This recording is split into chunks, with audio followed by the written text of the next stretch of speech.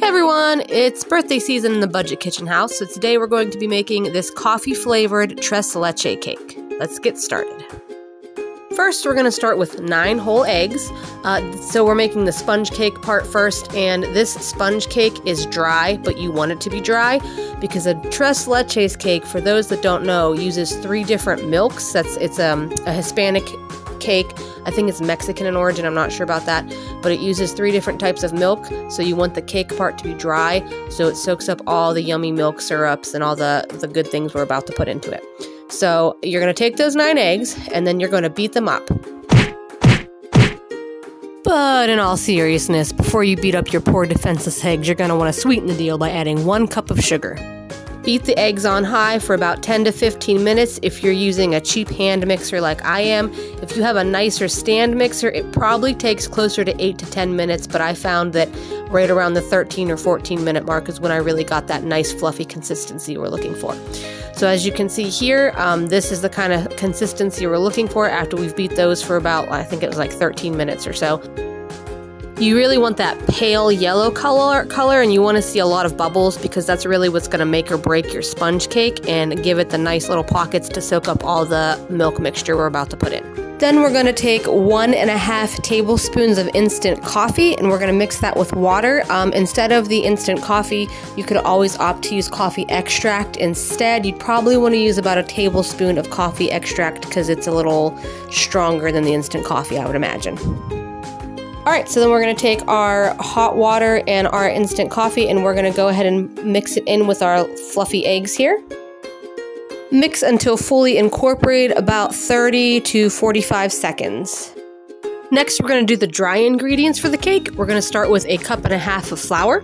We're going to add in 1/2 cup of almond flour. And I just have a real quick note about the almond flour. Almond flour is not the cheapest, which you might say, hey, that's not the idea for Budget Kitchen. I'm supposed to save money. But it would be cheaper to go out and buy a box cake and just make that. But this, like I said, this is gourmet level that you would get for way better price than any local bakery that you could find. I guarantee it. So anyway, after we add the 2 types of flour, you're going to add 2 teaspoons of baking powder. Then, as you can see here, after we've sifted the dry ingredients, we're going to go ahead and put our dry ingredients with our eggs and our sugar mixture. We're going to go ahead and we're going to sift that one last time into the egg mixture. I did about half of the dry ingredients, and then I'm going to go ahead and I'm going to gently fold the eggs. You want to preserve as many of those little bubbles as possible because you want your cake to have enough little bubbles and holes and things that it absorbs all the milk. Alright, and after you've folded about half of the dry mixture into your eggs for about a minute, you're going to go ahead and you're going to sift that last bit of dry mix that you have, and you're going to fold that gently once again. Once your mixture is done and it's all homogenized, you don't see any little flour bits poking through or anything, we're just going to go ahead and we're going to transfer this to 2 greased 8x4 pans. You want to make sure you're only greasing the bottom because with sponge cakes, if you grease the sides, a lot of times that's too heavy and your sponge cake will fall flat. Then you're going to cook this for about 30 to 35 minutes at 350 degrees Fahrenheit or about 190 degrees Celsius. And you want the tops of this to be completely cooked. And when you push on the cakes, they're going to bounce back like you can see right here. I'll show you what they look like when they were all done. And while the cake is cooking, we're going to go ahead and get started on the frosting and the milk sauce. So first the frosting. We have 8 ounces of cream cheese and 3/4 cup of sugar. And then we're going to go ahead and we're going to take 2 tablespoons of that instant coffee again, and we're going to add 2 tablespoons of boiling water and just make that coffee mixture. We're going to add that with the cream cheese and the sugar. Blend that together for about a minute until it's all homogenized. And then after that, we're going to add 2 cups of very cold heavy whipping cream. You want to make sure you're getting your heavy whipping cream out of the fridge at the last possible minute because heavy whipping cream whips up so much faster and so much nicer if it's chilled. You're going to mix that on high for about 5 to 8 minutes until you get stiff, heavy peaks like what I'm showing you here.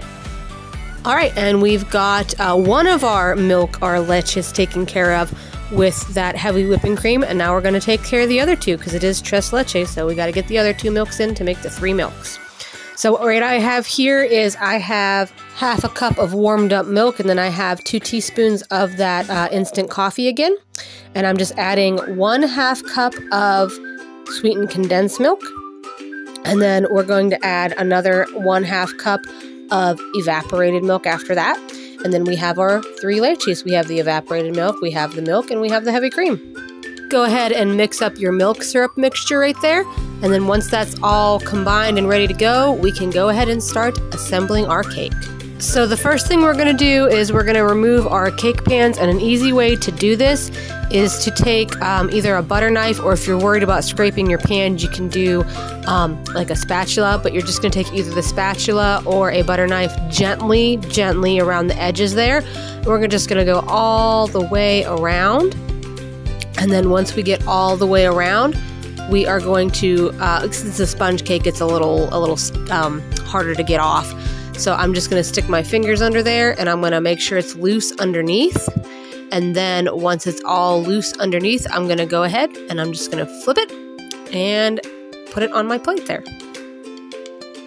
This next step is a little tricky, but it's very important. You're going to go ahead and you're going to cut each of your cakes in half. And this is super important because this is what's really going to allow that milk syrup, when we pour it over, that's really what's going to allow it to just saturate the whole entire cake. Because a tres leches cake is a nice moist cake. And if you're not able to get it nice and moist with the milk syrup, then it's just going to be dry. So we're cutting both of those in half, and then we're going to assemble the cake. What I'm doing here, for those of you that don't know, I'm just going to go ahead and I'm going to take a serrated knife. You can also use, they have special cake cutting tools, but I just have a serrated knife, and I'm just going all around the edges and trying to get it as even as possible. Then we're going to go and we're going to take a dab of frosting here. This is going to be like a glue for our cake so our cake doesn't slide around. And then we're just going to go ahead and we're going to start with the first layer. We're going to take our milk syrup and we're just going to very generously brush it on. You want to use all this milk syrup between all the 4 layers that you have. So, you know, eyeball about 1/4 of that milk syrup and go ahead and put it on that bottom layer. And then we're just going to repeat with all the other layers. All while making sure we also put a layer of frosting in between each layer.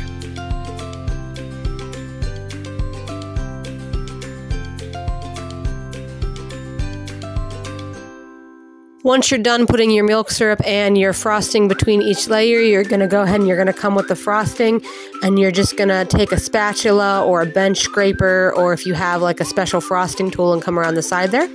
And then as you can see here, I also added a dollop of the frosting and little chocolate chips on top, and then I'm coming over and I'm frosting it with some cocoa powder. So, and there we have it. There is a gourmet style tres leches cake with coffee flavoring. This is the 2nd year in a row my husband has requested this cake, and my whole family loves it, and I know you will too. Thanks for subscribing and watching, and don't forget to like and subscribe this video too. See you next time, guys.